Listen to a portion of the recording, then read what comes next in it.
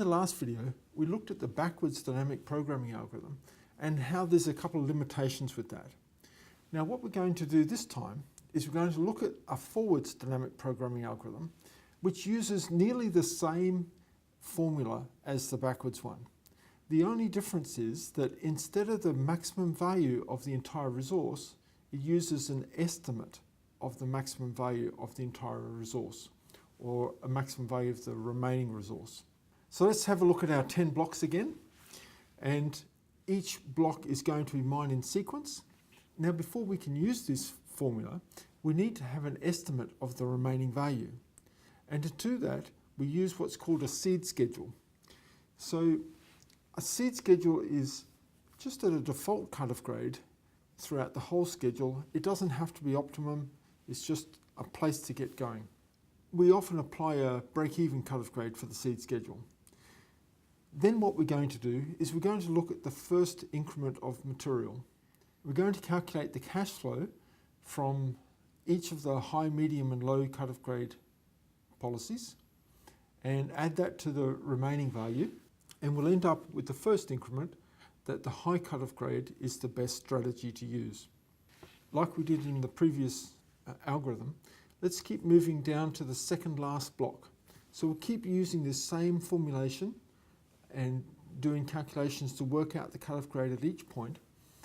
And then we get to the second last block and we work out our cash flow for the 3 different cutoff grades and our remaining value for the 3 different cutoff grades. Remembering that our remaining value at the high cutoff grade is 20. It's not as good as what we know from the last video, could be 30 for our remaining value, but because it's just a seed schedule, it's not quite as good. But it's still, as we go from a high cutoff grade to a medium cutoff grade, we're actually taking longer to process that material because the cutoff grade's dropped, we've got more material, it's taking us longer, and so it stretches out the time it takes for the increment of resource and therefore pushes back the remaining resource value. So the remaining resource value reduces. And likewise for the low cutoff grade, we're processing even more material through the mill, which takes longer and pushes back the remaining value even longer. And you'll see for the second last increment, the best cutoff grade choice is now the low cutoff grade. So let's move to the last increment of resource, and we'll go through the policies just like we did in the previous time, but this time the remaining value is 0. So we don't have any closure costs or terminal values, and so our remaining value is 0. So our estimate of the remaining value is actually spot on.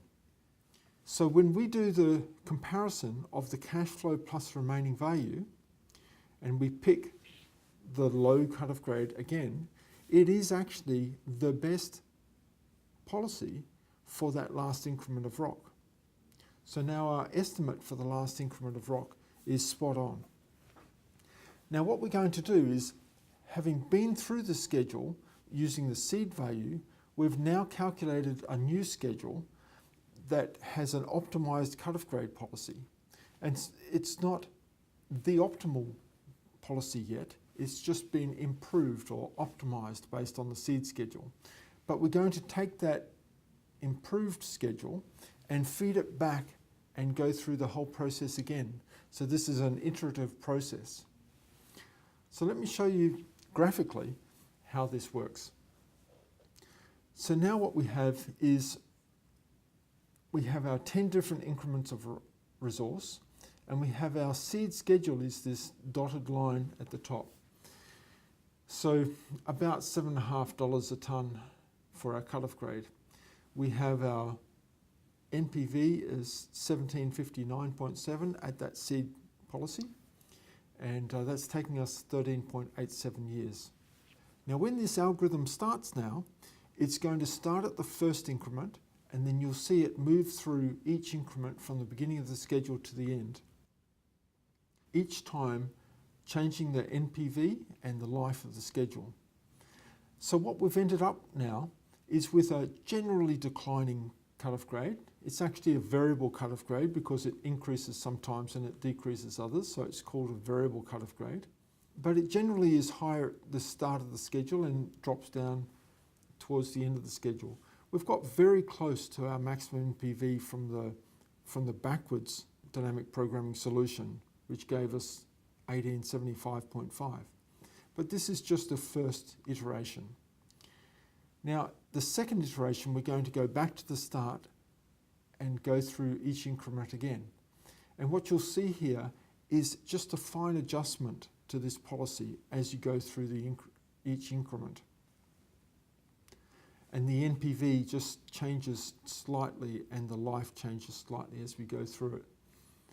So in this case, after only 2 iterations, we've actually got to our best NPV of 1875.5.